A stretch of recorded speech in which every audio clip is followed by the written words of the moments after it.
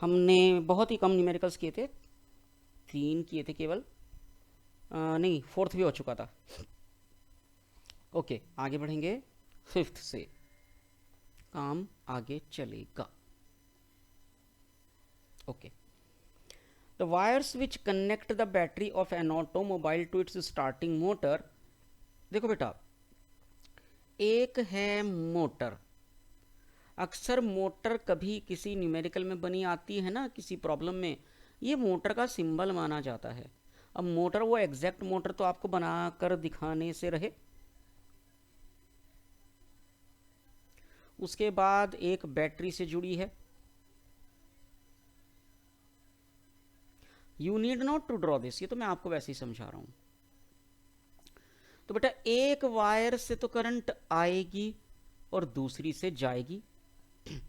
And what about the magnitude of current? It will be same, same ही तो current आएगी और जाएगी। तो जो दोनों वायर्स हैं बैटरी से मोटर तक आने वाली, उन दोनों वायर्स को क्या माना जाएगा? Parallel and carrying current in opposite direction. Same current they will be carrying in opposite direction. अब पढ़िए न्यूमेरिकल को फिर से। The wires which connect the battery of an automobile to its starting motor carry a current of 300 ampere. इसका मतलब both the currents are of 300 ampere.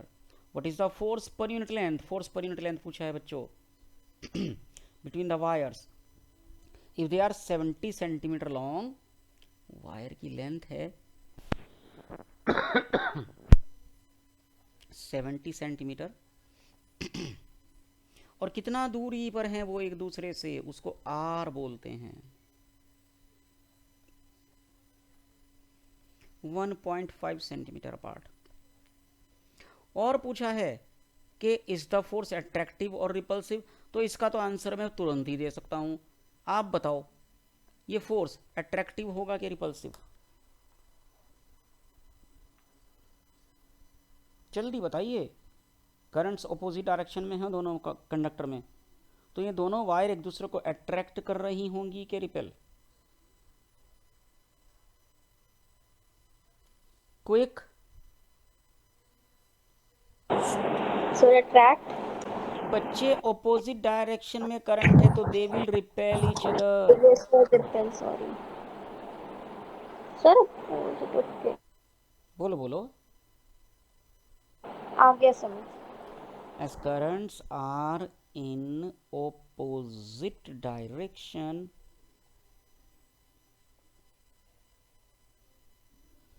hence the force, rather we should say magnetic force. So the force means magnetic force acting between them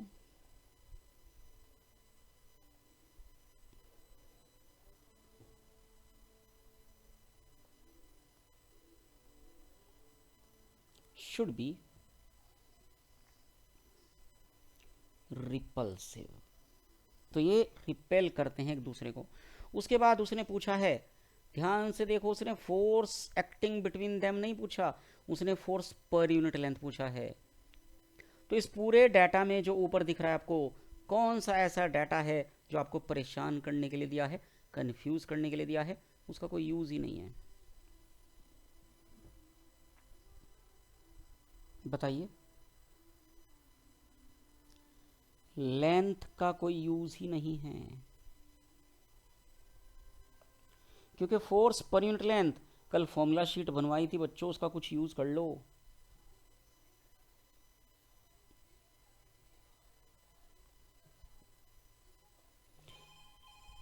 that is only mu not upon 4 पाई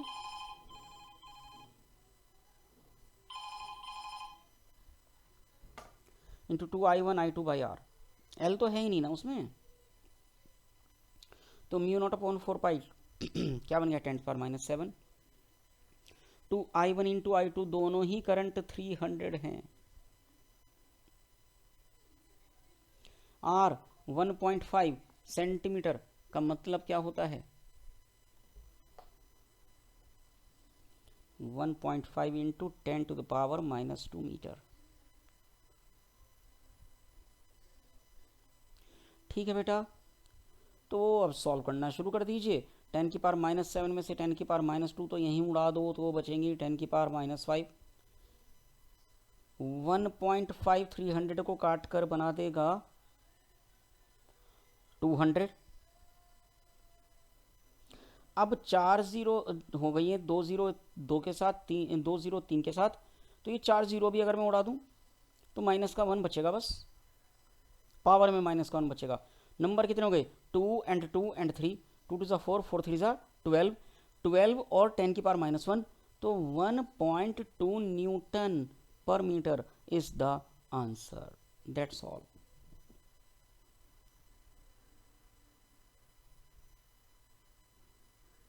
और direction क्या है? Repulsive है, already we have scene.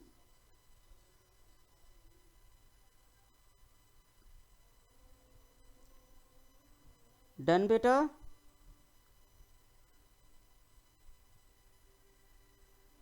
Yes, sir. Next,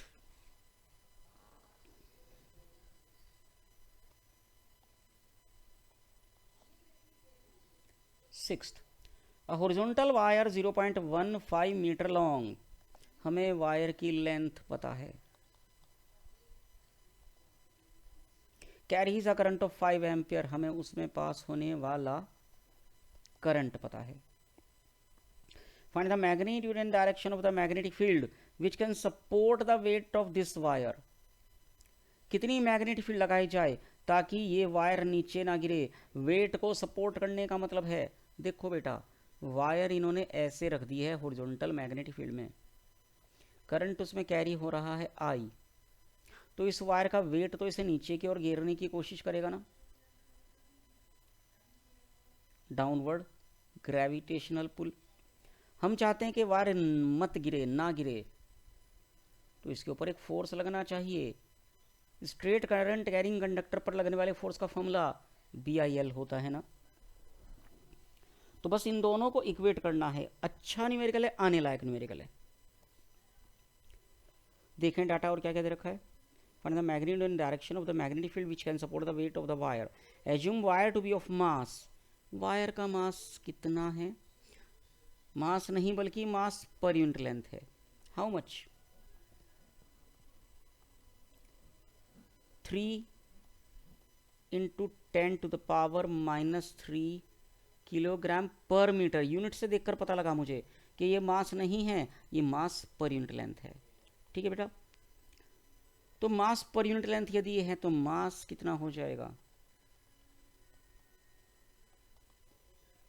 into L, kilogram, बस kilogram, अब पर metre नहीं आएगा। This is the mass. Length हमें पता नहीं है वायर की। अच्छा हाँ, पता तो है, सॉरी सॉरी, रख दो उसे यहाँ। बेटा 0.1 को 10⁻⁻1 भी तो लिख सकता हूं। तो अल्टीमेटली मास कितना आ गया?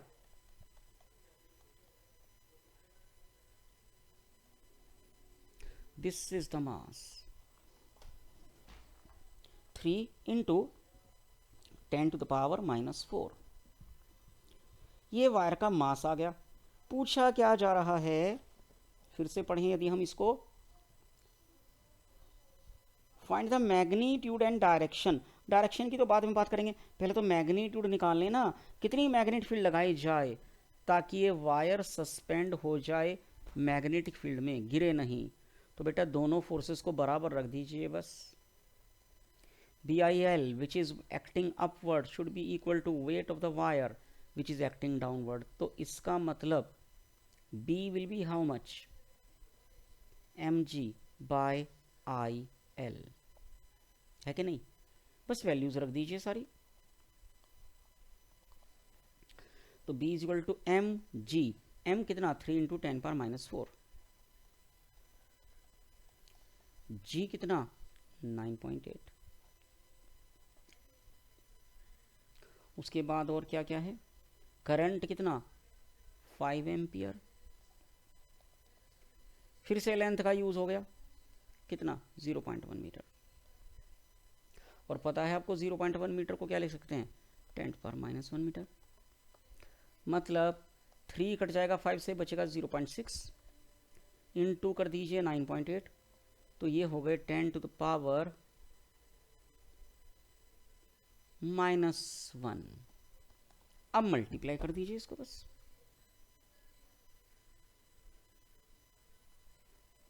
बताइए क्या बनेगा ये। 9.8 को इनटू किया 0.6 से,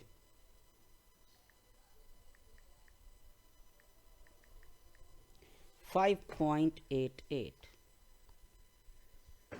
एक्सक्यूज मी सर, यस, वहाँ पे हमने नीचे डिनोमिनेटर में 10 टू द पावर -3 क्यों किया? अच्छा कुछ गड़बड़ हुआ है। Okay let me check. mg रखना था मुझे, मास हो गया था -4, ठीक है। मास मैंने ठीक रखा, जी मैंने ठीक रखा। अच्छा ये कुछ गड़बड़ लग रहा है। कितना था? आई था ना। सर, आई तो आ गया 5 एम्पियर, लेंथ थी 0.1 मीटर। अच्छा हाँ ये और गलत रख दिया, एल वन था। हाँ तो इससे माइनस हम्म, वो आएगी, 3 आएगी पावर। हाँ तो -3 आएगी पावर। हाँ अच्छा आंसर भी ये तो यही बोल रहा है, -3 टेस्ला। और मैग्नीट्यूड तो ये आ गया। Now what should be the direction of this magnetic field? इसमें लगा दीजिए Fleming's left hand rule, BFBI। पता है आपको फोर्स किधर लगना चाहिए? ये ऊपर लगना चाहिए ना। थंब यदि आपका ऊपर जा रहा है, B आपको पूछा गया है, तो आप अपने हाथ की मिडिल फिंगर को करंट की ओर कर दीजिए। ऐसे यदि ये चली गई तो ये वाली फिंगर, 4 फिंगर जिसे कहते हैं, वो पीछे को भाग गई।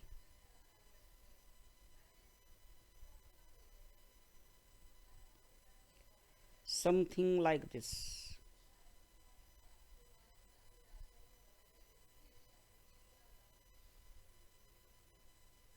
This is your thumb. कर पा रहे हो कुछ ऐसा सा? FBI, तो B कहां चला गया? Into the page.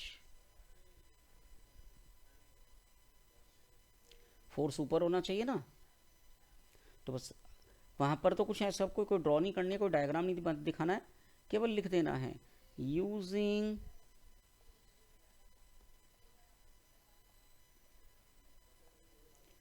Fleming's left hand rule,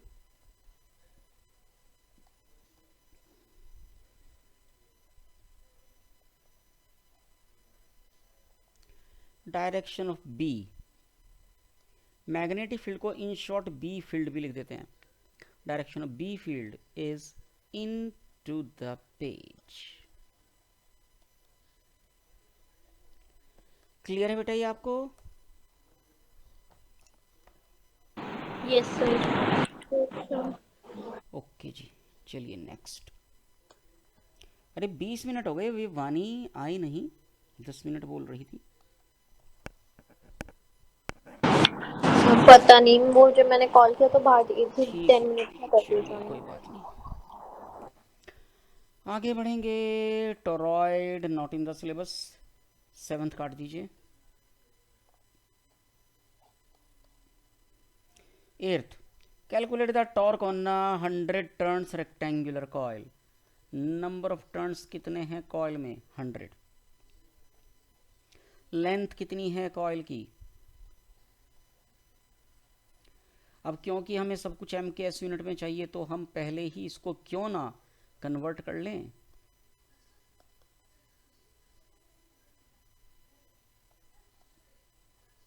breath कितनी है? 20 सेंटीमीटर, मतलब 0.20 metre.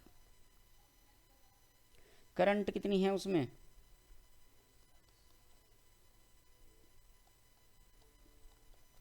when placed making an angle of 60 degree with the magnetic field। तो बेटा बताओ, ये जो 60 डिग्री एंगल दिया है मैग्नेटिक फील्ड के साथ, कौन सा फॉर्मूला टॉर्क का यूज होना चाहिए? अब आपकी परीक्षा की घड़ी आ गई। क्या ये बिना साइन थीटा वाला फॉर्मूला है या ये बिना कॉस अल्फा वाला फॉर्मूला है। ये मत सोचना कि क्योंकि मैंने थीटा लिखा है तो बिना साइन थीटा ही होना चाहिए, वो तो मैंने एंगल को कुछ भी लिखना ही था। आप अपनी अकल लड़ाओ और बताओ कौन सा फॉर्मूला।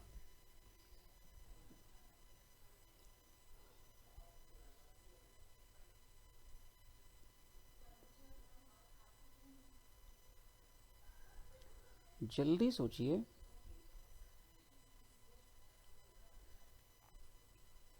सर बिना साइन थीटा वाला। बिना साइन थीटा वाला बताया है सृष्टि ने। मुस्कान को कुछ कहना है?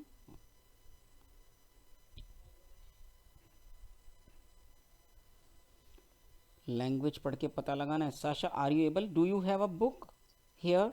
No sir, I am in a car right now. Okay, no problem. Can you please read the question for me if you don't mind? Yes, I will not mind because I don't have a mind.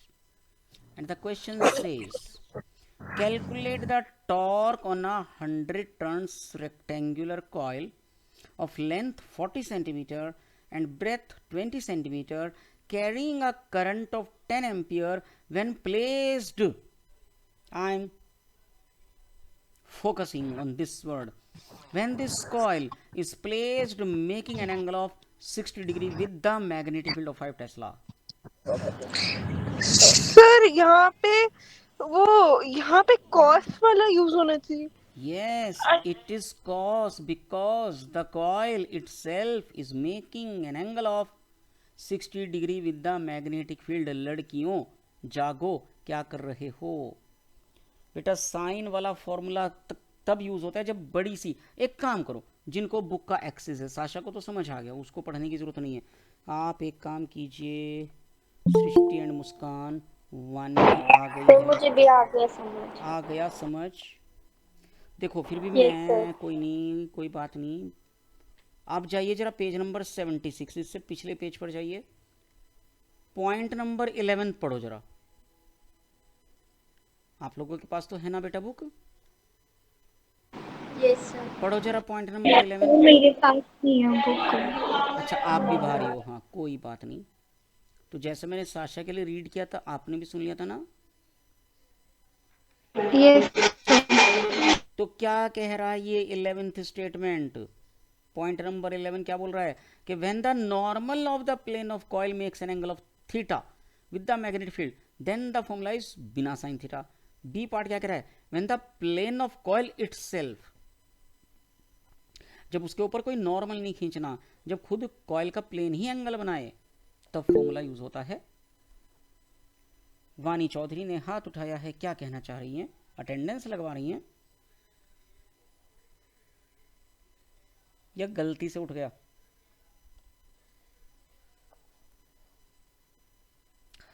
Okay, तो समझ में आ गया ना कि कौन सा formula use होना है, ये वाला। तो अब इसके लिए मुझे क्या चाहिए? मुझे एरिया चाहिए। तो पहले क्यों ना एरिया ही निकाल लिया जाए। रेक्टेंगल के एरिया का क्या फॉर्मूला होता है? Length into breadth. 0.4 into 0.2 will become 0.08 metre square. बस अब तो कुछ भी नहीं है, केवल वैल्यूज रखनी है, डाटा रखना है। बी हो गया, बी मतलब ये गलत सा लिखा था मैंने, स्मॉल बी। बी मतलब मैग्नेटिक फील्ड कितना? 5 टेस्ला। आई मतलब करंट, कहाँ गया कहाँ गया, ये 10। Number of turns 100। area of the coil I just found it to be equal to 0.08 and cos alpha हो जाएगा cos 60 डिग्री। बेटा cos 60 की वैल्यू क्या होती है? 1/2। 1/2। तो बस सब कुछ पता है हमको। एक मिनट होल्ड करेंगे। हेलो, हाँ जी, ठीक है सर, ठीक है मैं आ रहा हूँ। आ जाइए। हाँ, तो सब कुछ मल्टीप्लाई कर लीजिए। cos 60 हो गया 1/2, तो 1/2 से ये बनेगा 0.04। अब 0.04 में इंटू 100 कर दें तो बनेगा 4। यानी कि ये सब तामझाम मिलाकर 4 बना, एंड देन 5 4 ज़ा 20 और into 10 200 newton into metre is the answer. Please check it. That is question number 8.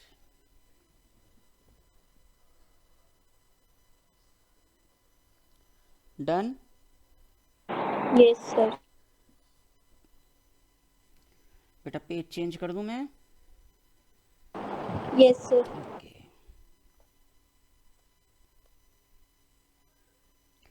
Ninth, given a uniform magnetic field of 100 Gauss.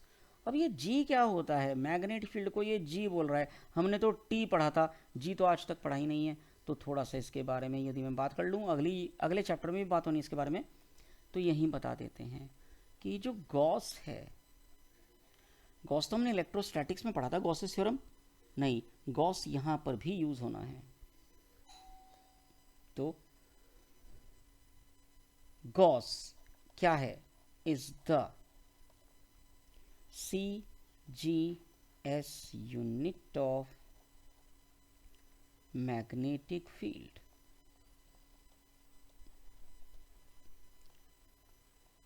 जिसकी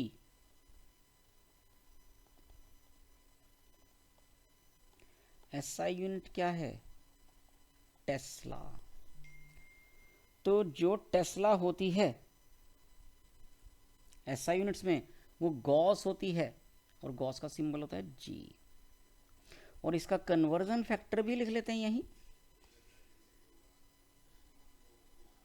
गॉस CGS है तो यानी कि गॉस छोटी होगी यूनिट. एक गॉस में मात्र 10⁻⁻4 टेस्ला होते हैं. तो बेटा यहां पर मैग्नेटिक फील्ड कितनी? 100 Gauss means 100 into 10⁻⁻4 Tesla means 10⁻⁻2 Tesla. ये कॉन्सेप्ट क्लियर हुआ? ये नोट कर लेना साइड वाला. Yes, sir. तो given a uniform magnetic field of 100 gauss in an east to west direction. तो बच्चों डायरेक्शन की जब बात आ जाए, नॉर्थ साउथ ईस्ट वेस्ट, तो आपको पता है, आप समझदार हो. उसने बोला है current is in east to west direction, बना दिया हमने, कोई दिक्कत नहीं है. 44 सेंटीमीटर लॉन्ग वायर. वायर की टोटल लेंथ कितनी है?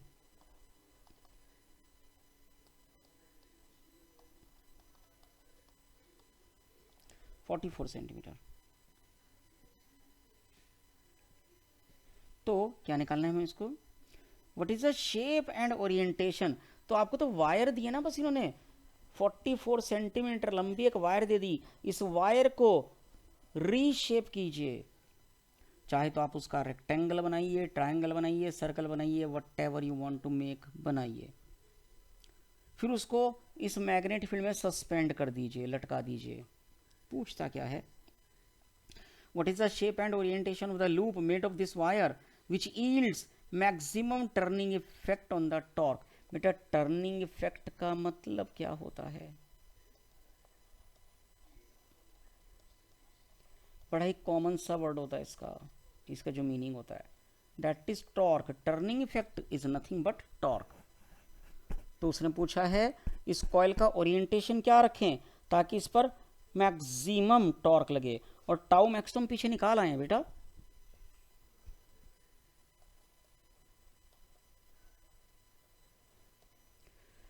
मैक्सिमम टॉर्क के लिए जो प्लेन ऑफ कॉइल है और जो मैग्नेटिक फील्ड है, उनके बीच का एंगल कितना होना चाहिए? 0 डिग्री. मतलब plane of coil should be in the magnetic field. लिख देते हैं इस बात को आगे.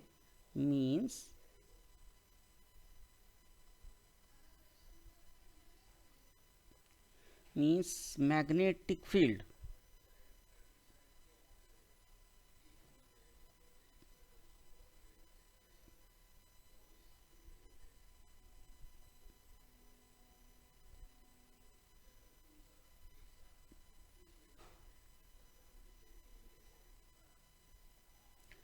means magnetic field should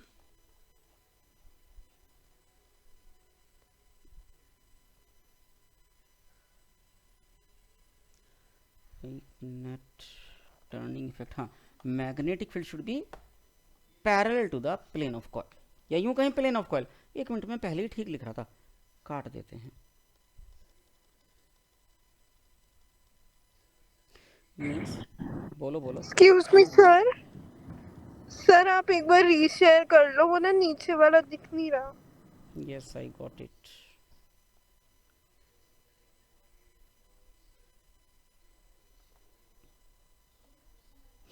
हाँ, तो means plane of coil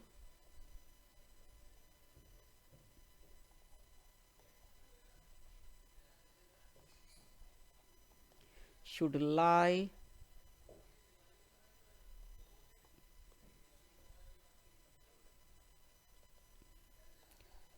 parallel to the magnetic field। ये तो ओरिएंटेशन बता दिया मैंने, देखो शायद आंसर में लिखा भी होगा उसने कहीं को, 9th क्वेश्चन के ना लिखा नहीं है। तो ओरिएंटेशन बताना था, आधा नंबर इसका मिल गया। उसके बाद बताना था शेप क्या होगी। अब बेटा ध्यान से सुनिए एक बात को, टॉर्क का फॉर्मूला क्या है टाउ मैक्स का, खाली बिना बनेगा ना BIN बस, क्योंकि कॉस थीटा तो मैक्सिमम हो गया यानी कि 1 हो गया, तो बचा केवल बिना BIN। इसमें भी n चला गया, n तो एक सिंगल टर्न है ना, ये it is a single loop only, तो n भी 1 हो गया। अब टाउ मैक्स का फॉर्मूला क्या है, BIA। अच्छा जी, अब बताओ B it is given to you, बताओ I it is also given to you. क्या आप इनको चेंज कर सकते हो? No, not at all. आपको मैग्नेटिक फील्ड और करंट तो दे रखी है, how can you change them? तो ताकि टॉर्क मैक्सिमम लगे तो आपके हाथ में बस क्या है, ताकि टॉर्क मैक्सिमम बना सकें आप, आपके हाथ में सिर्फ एरिया है। So to have the maximum torque, ताकि मैक्सिमम टॉर्क लगे, इसके लिए किसका ज्यादा से ज्यादा होना यहां पर जरूरी होगा, एरिया ऑफ द कॉइल का। लिखते हैं, सो to have maximum torque,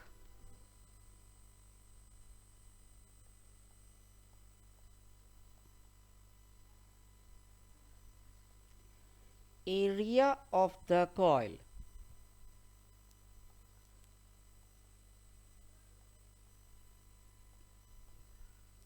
should be large।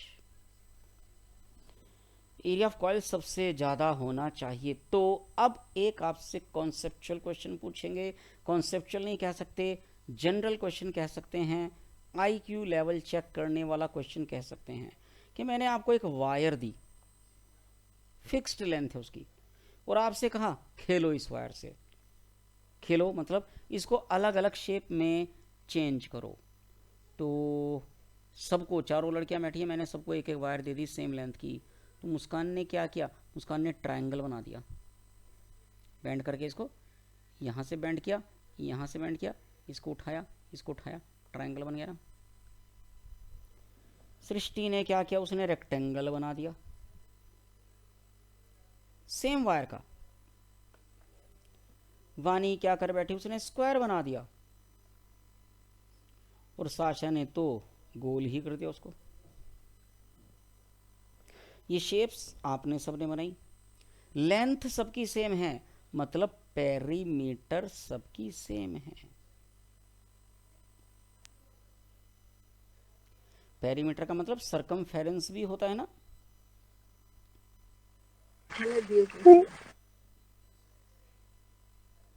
तो सरकमफेरेंस बोलें या पेरीमीटर बोलें, सेम है। अब मुझे बताइए, क्या तीनों चारों फिगर्स का एरिया भी सेम होगा? No sir.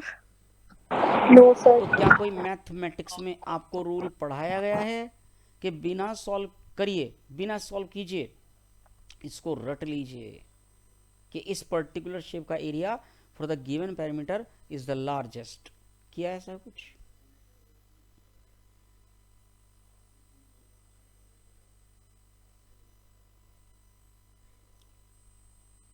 बोलो बेटा, यही तो है बस IQ level.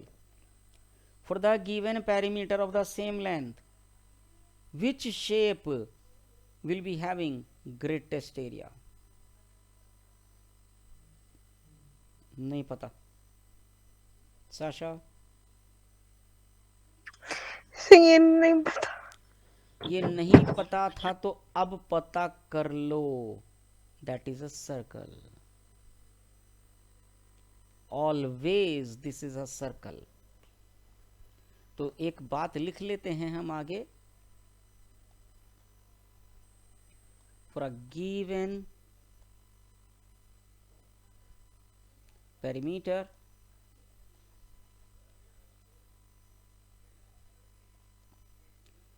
a circle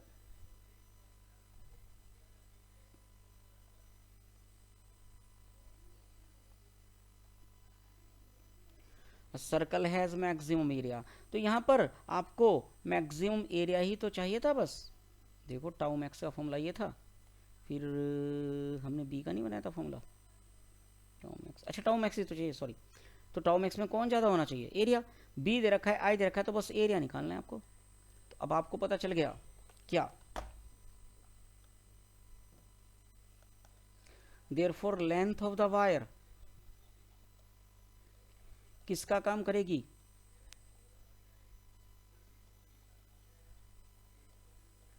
circumference का काम करेगी. किसकी circumference? Of circular loop. Length कितनी दे रखी थी? 44 सेंटीमीटर है ना.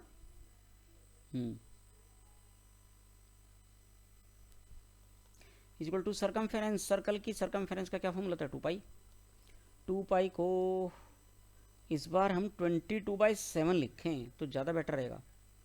मतलब 44/7 आर. तो आर कितना?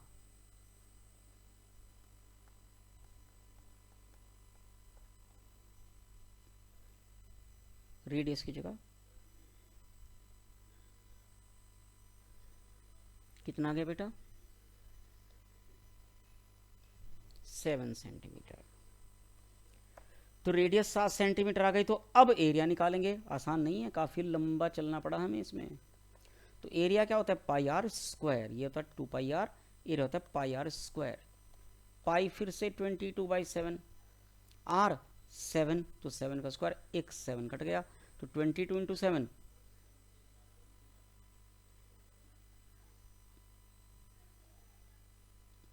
154 हाँ. Centimetre square. तो पीछे कर दो एक बार. हाँ जी, पढ़ते हैं एक बार और न्यूमेरिकल. क्या बोल रहा है ये? Given a uniform magnetic field of 100 Gauss in an east to west direction and a 44 centimeter long wire with a current carrying capacity of at the most 10 ampere. 10 ampere उसमें करंट आ सकती है. What is the shape and orientation? Orientation तो हम देख चुके हैं कि its plane should be parallel to the magnetic field. Shape भी हम देख चुके हैं. It should be a circle of radius 7 centimeter. यहाँ तक का काम हमारा हो चुका है.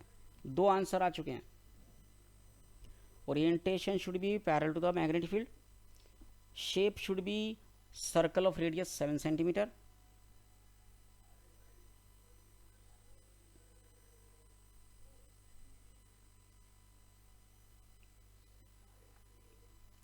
Done.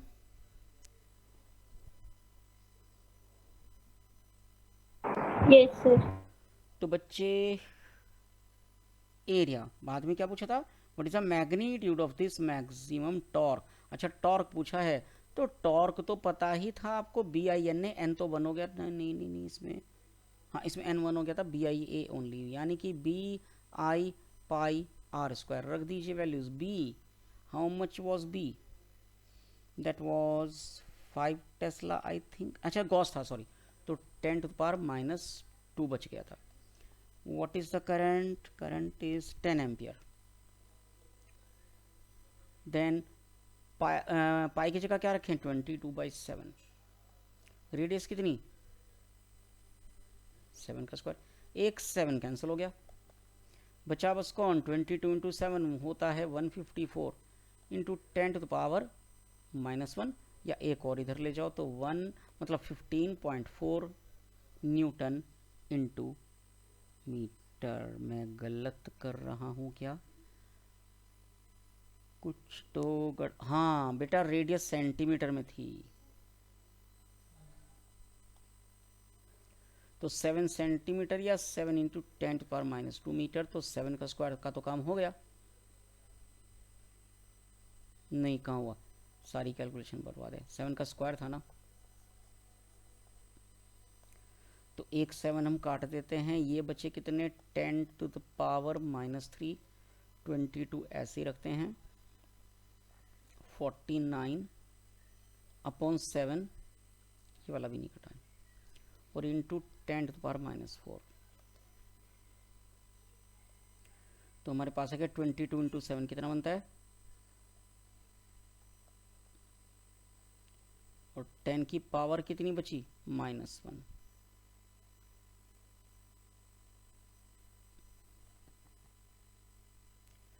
Again mistake. मैं हार गया। You people please try. Sir यहाँ पे अपने 7 इंटू 10⁻⁻² -3 सर, -10 नहीं हुआ वो, -7। एक मिनट, मुझे मेरी गलती बताओ। पहले आ जाओ यहाँ, यहाँ गए ना, फिर b कितना था, b से चलते हैं लेकर, कहाँ गया b था 10⁻⁻², ठीक है, राइट। फिर था करंट, करंट कितना था बेटा, 10 एम्पियर, वो मैंने ठीक रखा है, बिल्कुल ठीक रखा है। फिर था पाई, 22/7। फिर था आर स्क्वायर, रेडियस हम कितनी निकाल चुके थे, 7 सेंटीमीटर है ना, तो 7 इंटू 10⁻⁻², 2, ओके। फिर ये, अच्छा, ये -1 था, इंटू हो गया 22, 7 ऊपर एक कट जाएगा, बाद में कट जाएगा, यहाँ बची पावर -4। ओके, अब कितनी पावर यहाँ बची, -3।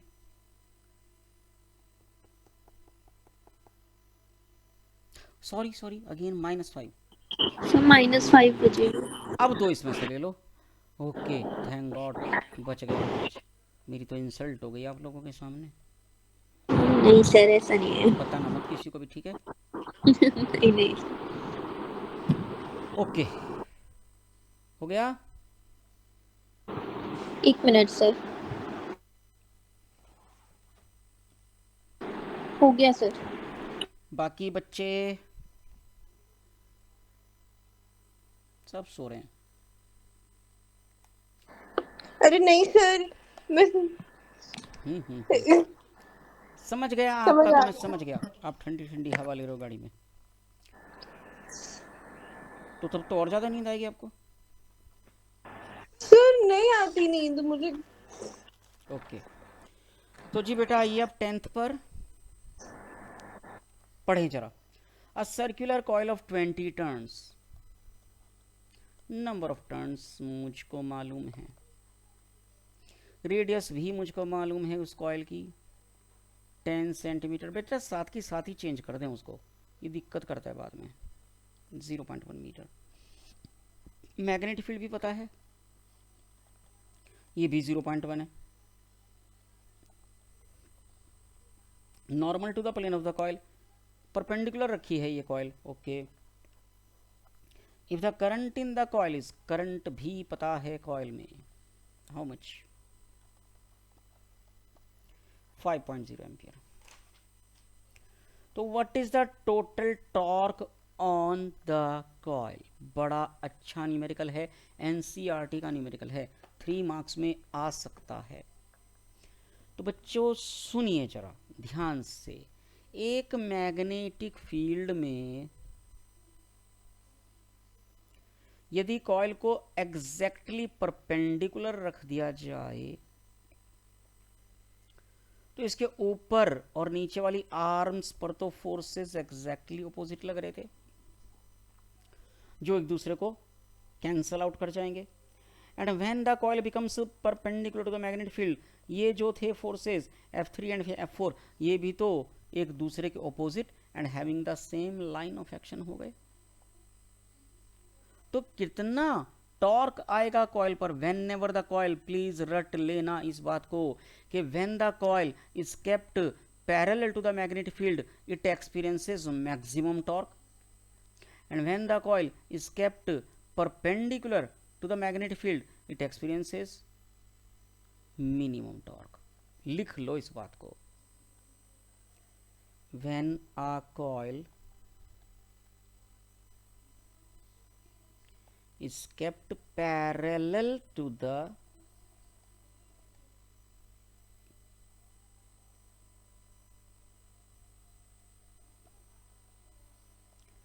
बेटा parallel to the magnetic field का मतलब उसके और मैग्नेटिक फील्ड में के बीच में एंगल कितना है, 0 डिग्री है। When a coil is kept parallel to the magnetic field यानी कि अल्फा जब 0 डिग्री है, then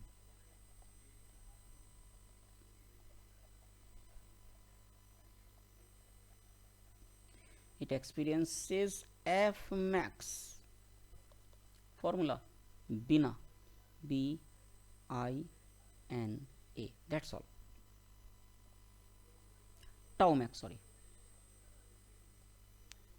and when it is kept perpendicular to the magnetic field,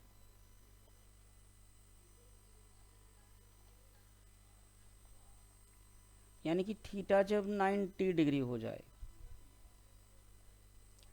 then torque कितना, इसको टाउ मिनिमम देंगे क्योंकि cos 90 तो 0 होता है ना, 0 बिना। इसको एक स्टेटमेंट की तरह रिकॉर्ड कर लो अपने पास, बड़ा इंपॉर्टेंट कॉन्सेप्ट है ये। अब देखो इस न्यूमेरिकल में क्या पूछा, सारा डाटा देने के बाद पूछ रहा है, मतलब बता रहा है कि कॉइल को मैग्नेटिक फील्ड के परपेंडिकुलर रखा गया है। इसका मतलब कौन सा केस लगेगा, ये वाला। तो total torque on the coil 0, पहले पार्ट का आंसर, क्योंकि कॉइल को यहां पर परपेंडिकुलर रखा गया ना मैग्नेटिक फील्ड के। पहला पार्ट क्लियर है, कुछ भी सॉल्व नहीं करना था उसमें।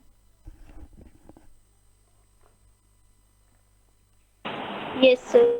उसके बाद पूछ रहा है total force on the coil. अरे भैया जब टॉर्क 0 है तो फोर्सेज ये F1 और F2 ये तो पहले ही खत्म हो गए थे एक दूसरे से 0, और अब तो F3 और F4 भी आपस में अपोजिट और मतलब मैग्नीट्यूड में सेम और डायरेक्शन में अपोजिट आ गए and having the same line of action.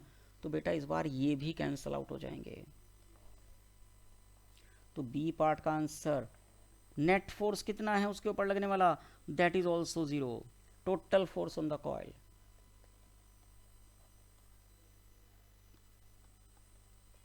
0। ठीक है,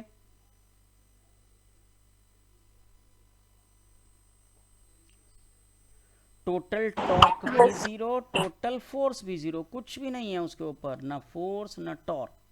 सी पार्ट में आइए,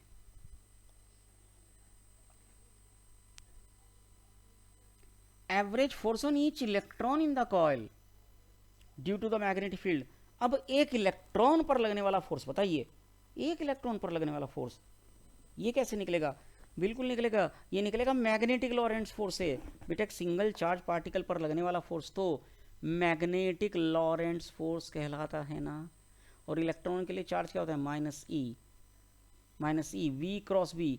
वी मतलब वी डी, क्योंकि इलेक्ट्रॉन कोई हवा में थोड़ी घूम रहा है, इलेक्ट्रॉन तो अपने कंडक्टर के अंदर घूम रहा है। और जब भी इलेक्ट्रॉन कंडक्टर के अंदर होता है तो उसकी वेलोसिटी को ड्रिफ्ट वेलोसिटी कहते हैं। अब क्योंकि कंडक्टर मैग्नेट फील्ड के परपेंडिकुलर है तो वी क्रॉस बी की जगह क्या आ सकता है, माइनस तो रखिए V D B sine 90। Sine 90 का मतलब क्या होता है 1, तो minus E V D P force equals to, आगे पढ़े क्या दे रखा है,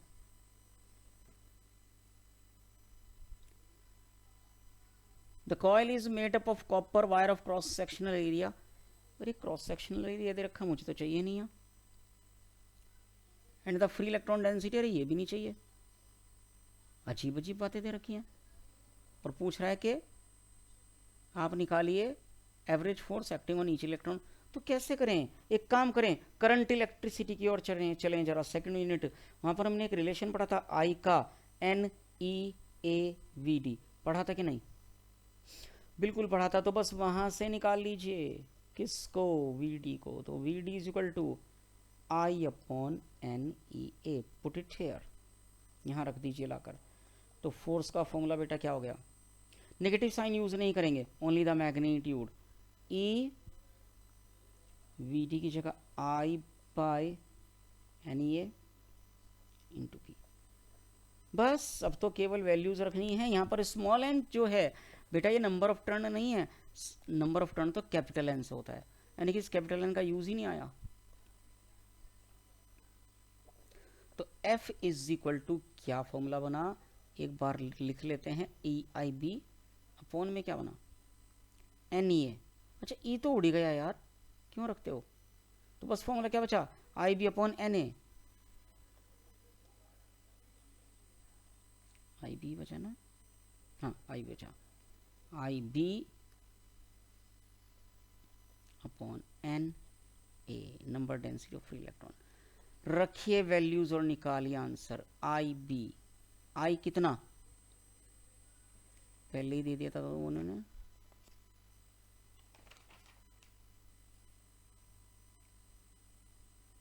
the current in the coil 5 ampere, magnetic field 0.1, number of turn 20, area of the coil हमने निकाला था क्या, या दे रखा है? अच्छा रेडियस दे रखे, तो एरिया का तो फॉर्मूला रखना पड़ेगा।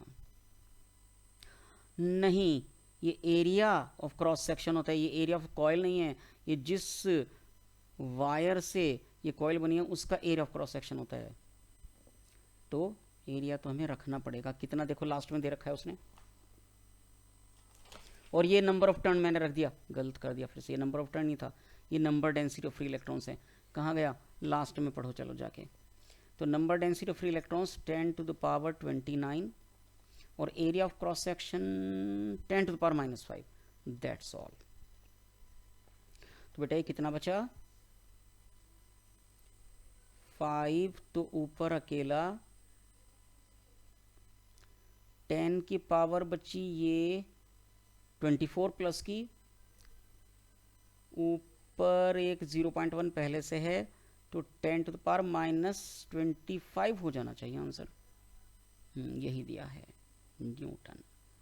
एक बार इस न्यूमेरिकल को दोबारा देखें। एनसीईआरटी का न्यूमेरिकल बेटा 2 पार्ट्स का आंसर तो 0 है, लेकिन तीसरा पार्ट अपने में सब कुछ है। और डाटा बड़ा कंफ्यूजिंग है, क्योंकि एन भी 2, एरिया भी 2, तो कौन सा number of free electrons use होना है या नंबर ऑफ टर्न यूज़ होना है और एरिया कौन सा यूज़ होना है, इन बातों में बड़ा कन्फ्यूजन हो जाता है। प्लीज़ कम से कम तीसरे पार्ट को तो एक बार और देख ही लीजिए। स्टार्टिंग से पूरा हो गया था, फर्स्ट पेज डन।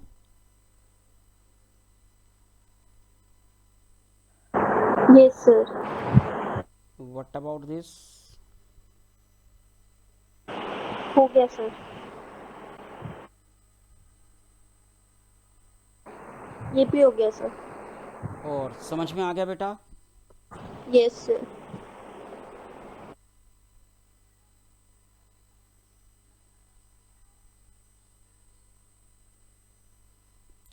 नेक्स्ट, अब शुरू होते हैं गैल्वेनोमीटर के। इसका भी न्यूमेरिकल बड़ा इंपॉर्टेंट है। डायरेक्ट फॉर्मूला बेस्ड ही मिलते हैं इसके भी। अ galvanometer has a resistance of 100 ओम। तो बेटा गैल्वेनोमीटर के रेजिस्टेंस को बोलते हैं जी। हमने कन्वर्जन में भी पढ़ा था। तो कितना है, 100 ohm. Difference of potential of 50 millivolt between its terminals. उसके टर्मिनल्स के अक्रॉस अगर 50 मिली वोल्ट लगा दिया जाए, it gives a full scale deflection. मतलब इन्होंने पता है क्या चाल चली है, हमें तो फुल स्केल डिफ्लेक्शन के लिए करंट चाहिए होती है ना, इन्होंने दी नहीं। इन्होंने ये बोल दिया कि अगर V इतना लगाया, इतना रेजिस्टेंस होता है तो IG मिल जाता है, गिव्स फुल स्केल डिफ्लेक्शन। तो एक काम करें, हम अपना फुल स्केल डिफ्लेक्शन खुद निकाल लें ओम्स लॉ से। I इक्वल टू क्या होता है, V बाय R, R की जगह G। V कितना 50 मिली, मिली का मतलब G 100। ये पहले तो इसको उड़ाएगा, 2 बचा अपॉन में, फिर 1/2 होता है 0.5, फिर 10 टू द पावर -3, यानी कि 5 into 10 to the power -4 ampere. बड़ी ही मरी मरी सी करंट होती है IG। IG का नाम current required for the full scale deflection. तो इन्होंने इस न्यूमेरिकल में, वैसे तो न्यूमेरिकल हम कहते हैं कि डायरेक्ट फॉर्मूला बेस्ड रहता है, लेकिन यहाँ इस न्यूमेरिकल में इन्होंने IG को ही छिपा दिया, डायरेक्ट नहीं दिया। आगे पढ़िए, calculate the shunt resistance, S पूछा गया है, which will enable the instrument to read up to 5 ampere. Up to 5 ampere का मतलब क्या होता है बेटा, रेंज। इसकी रेंज है 5 एम्पियर। तो बेटा शंट का फॉर्मूला याद है या भूल भाल गए?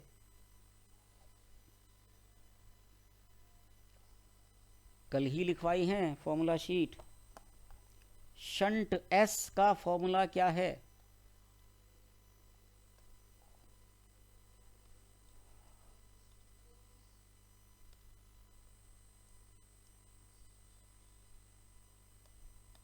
बताओ। IgG divided by IG minus G।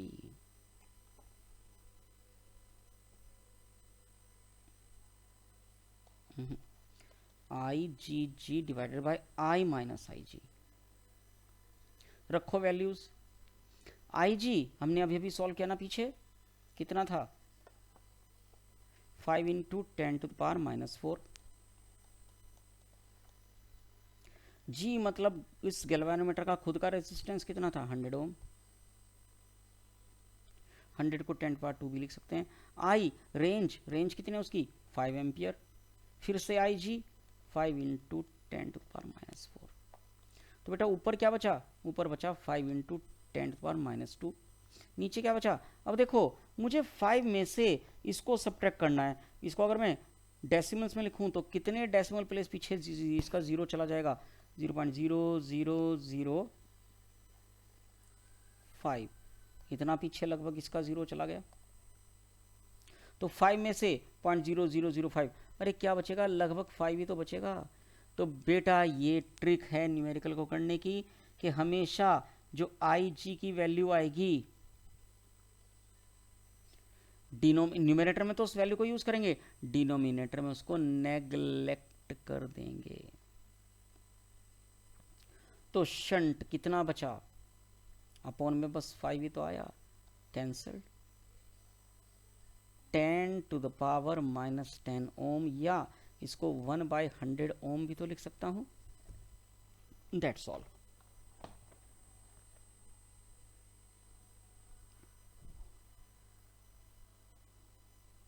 Done. Sir एक बार पीछे कर दो।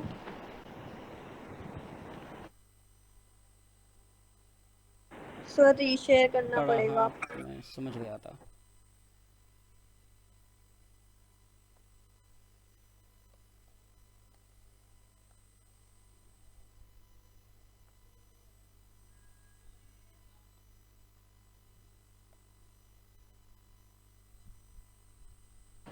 हो गया sir.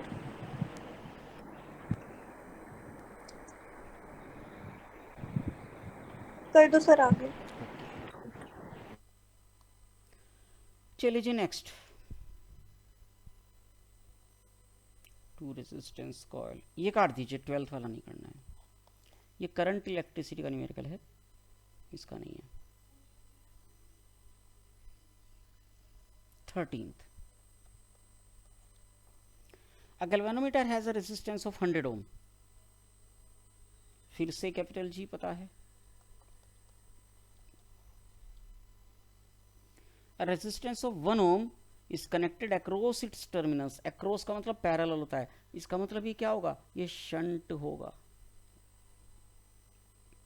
What part of the total current flows through the galvanometer? Fraction. And draw the necessary circuit diagram also. बड़ा ही आसान न्यूमेरिकल। इसको मान लो गैल्वेनोमीटर 100 ओम का दे रखा है, एक्रोस मतलब shunt,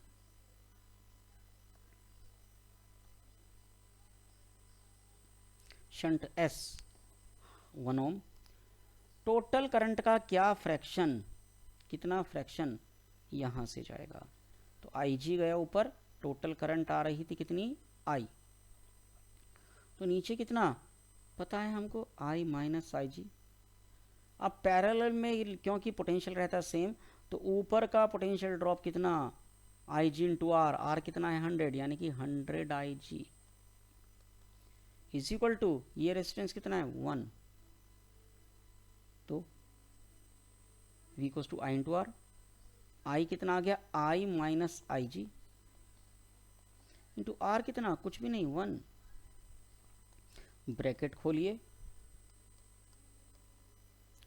100 I G is equal to I minus I G इधर ले आइए, 101 आई जी हो गए इज इक्वल टू आई, तो आई जी बाई आई कितना 1/101।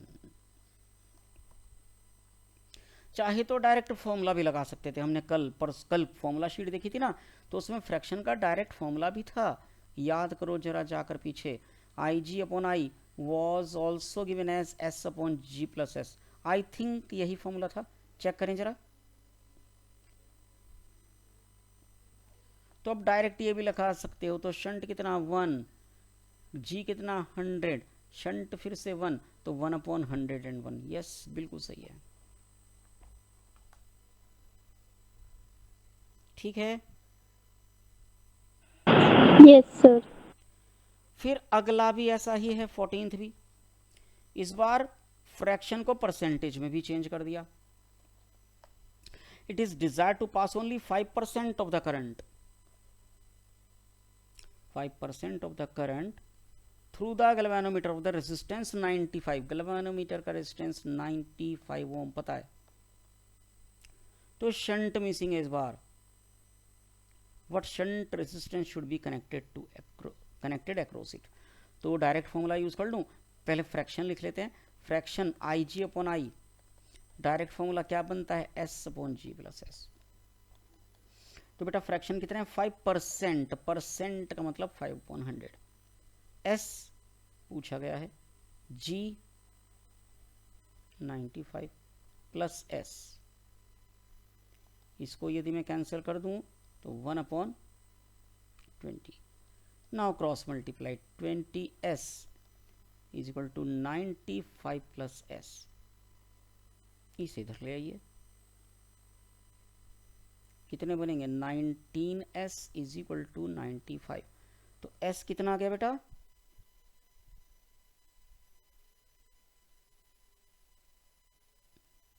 नाइन्टी 5/19 क्या होता है 5 ठीक है।